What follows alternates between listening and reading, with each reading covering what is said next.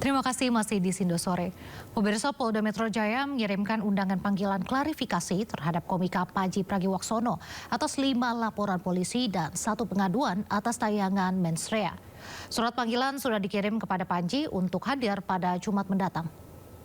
Saudara PP diminta untuk diundang untuk hadir klarifikasi pada hari Jumat tanggal 6 Januari 2026 pukul 10.00 WIB. Undangan klarifikasi atas 5 laporan polisi yang ada. Jadi, untuk proses, ini kan undangan klarifikasi, karena yang dilaporkan adalah objek yang sama, sehingga penyidik berpikir untuk penghematan waktu dipanggil secara satu waktu dalam 5 perkara. Pemirsa, dipanggil Polda Metro Jaya pada Jumat mendatang, komika Panji Pragiwaksono menegaskan tidak akan menghindar. Panji berjanji akan mengikuti jalannya proses hukum yang berjalan.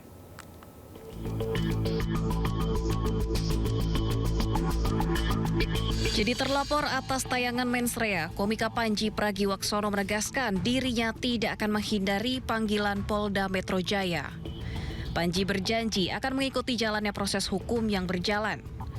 Panji dijadwalkan dipanggil pada Jumat 6 Februari 2026 untuk dimintai klarifikasi terkait materi tayangan stand-up komedi bertajuk Mensrea. Saya akan jalanin prosesnya saja, saya tidak akan menghindar ajakan untuk berdialog, saya tidak akan menghindar panggilan. Ketika saya dibutuhkan untuk hadir, tentu saya akan hadir, dan itulah alasan kenapa saya datang ke sini juga. Sisanya saya ngikutin prosesnya aja. Apapun yang terjadi di ujung, saya percaya itu untuk kebaikan, insya Allah. Sebelumnya komika Panji telah mendatangi kantor MUI untuk bersilaturahmi dan berdialog mengenai tayangan mensrea. Panji yakin dari karyanya yang bertujuan hanya untuk hiburan akan berakhir baik. Tim Liputan iNews melaporkan. Lagi-lagi oknum pejabat nakal terjaring radar KPK dan kali ini pejabat Bea Cukai yang harus gigit jari. Tidak tanggung-tanggung dari hasil operasi tangkap tangan di Jakarta dan Lampung, petugas menyita tumpukan uang tunai hingga emas seberat 3 kg.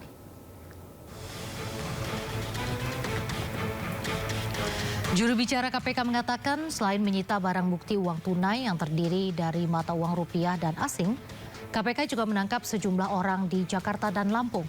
Salah satunya mantan Direktur Penyidikan dan Penindakan Bea Cukai atau setara Eselon II. Penangkapan terkait dugaan korupsi impor. Yang bersangkutan pejabat Eselon II di Bea Cukai. Sebenarnya sudah mantan Direktur Penyidikan dan Penindakan. Ya, itu yang kemudian diamankan di wilayah Lampung. Berapa orang? Yang mana? Yang kasus yang ini berapa orang yang diamankan? Ini ada beberapa orang yang diamankan dan ini teman-teman juga masih bergerak di lapangan, jadi nanti kita akan update perkembangannya. Barang bukti yang kedua ini kira-kira apa? Barang bukti, untuk barang bukti ada uang tunai baik rupiah maupun mata uang asing dan juga logam mulia untuk uang senilai miliaran rupiah. Kemudian logam mulia itu ada mungkin sekitar 3 kg emas. Soal importasi ini terkait importasi? Ya, terkait dengan beberapa barang yang masuk ke Indonesia begitu ya. Selain di Jakarta dan Lampung, Komisi Pemberantasan Korupsi juga menggelar operasi tangkap tangan di kantor pelayanan pajak Madya Banjarmasin, Kalimantan Selatan. Pihak kantor pelayanan pajak Pratama Banjarmasin di kawasan Lambung Mangkurat membenarkan adanya pejabat yang diamankan KPK untuk keperluan pemeriksaan lebih lanjut. Sementara PLT Kabid P2 Humas Kanwil DJP Kalselteng, Tri Wibowo mengatakan otoritas pajak menghormati langkah-langkah yang diambil para penegak hukum dan akan bersikap kooperatif dalam menindaklanjuti temuan KPK sesuai dengan ketentuan yang berlaku.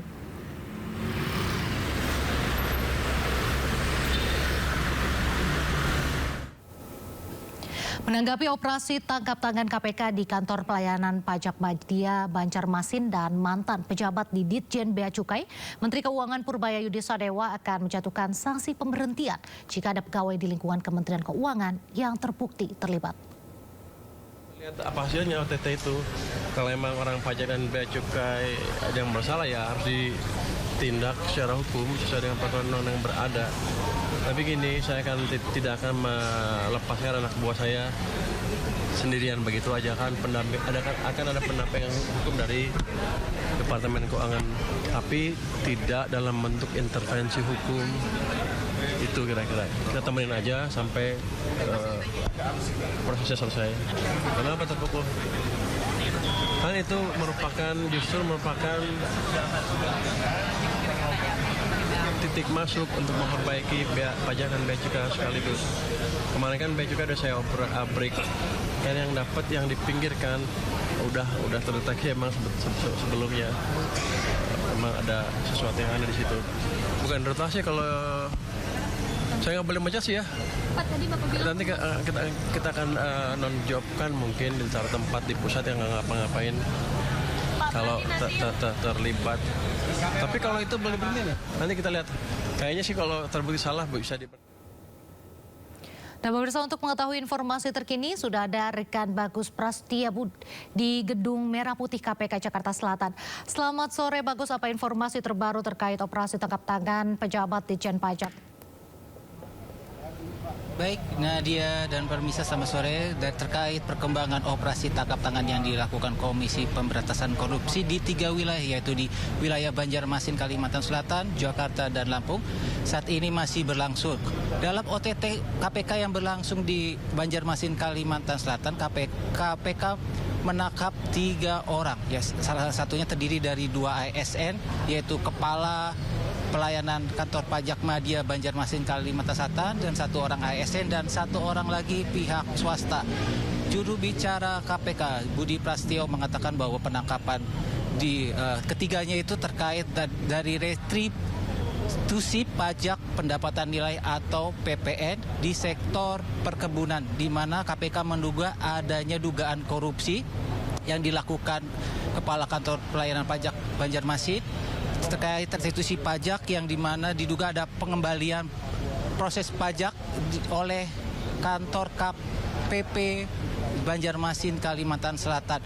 Untuk itu KPK juga menyita miliaran rupiah untuk menjadi barang bukti dan saat ini ketiganya masih diperiksa di Gedung Merah Putih Jakarta. Untuk OTT selanjutnya, OTT yang berlangsung di Ditjen Bea dan Cukai Jakarta dan Lampung, di mana KPK juga berhasil menangkap salah satu eselon 2 Ditjen mantan penindakan dan penyidikan Ditjen Bea Cukai, di mana juru bicara Budi Prasetyo mengatakan bahwa penangkapan berlangsung di Lampung dan saat penangkapan beliau menjabat sebagai Kepala Kantor Wilayah Bandar Lampung, di mana baru saja dilantik oleh Menteri Keuangan Purbaya Yudisadewa pada 26 Januari 2026. Dalam kasus tersebut, juru bicara KPK Budi Prasetyo mengatakan bahwa motif dari dugaan korupsi tersebut adalah dugaan importasi barang yang dilakukan pihak pegawai bea dan cukai dan salah satu pihak swasta. Untuk saat ini, juru bicara KPK juga menyita beberapa ratus miliar, maksud kami menyita uang senilai miliaran rupiah dan US dollar dan juga 3 logam emas mulia seberat 3 kg jika dirupiahkan, Nadia dan Permisa, itu sebanyak 8 miliar. Untuk saat ini kami awak media masih menunggu keterangan pers dari pihak KPK untuk menetapkan 2 kali 24 jam status para tersangka. Dan saat ini juga KPK perlu diketahui KPK juga gencar untuk melakukan OTT Bea Cukai dan Pajak, dan ini menjadi rangkaian OTT kelima KPK sepanjang 2026 serta menjadi OTT ketiga di lingkungan Kementerian Keuangan pada tahun ini. Kembali ke Anda, Nadia. Baik, terima kasih Bagus Prasetyo melaporkan langsung dari Gedung Merah Putih KPK Jakarta. Selamat bertugas kembali.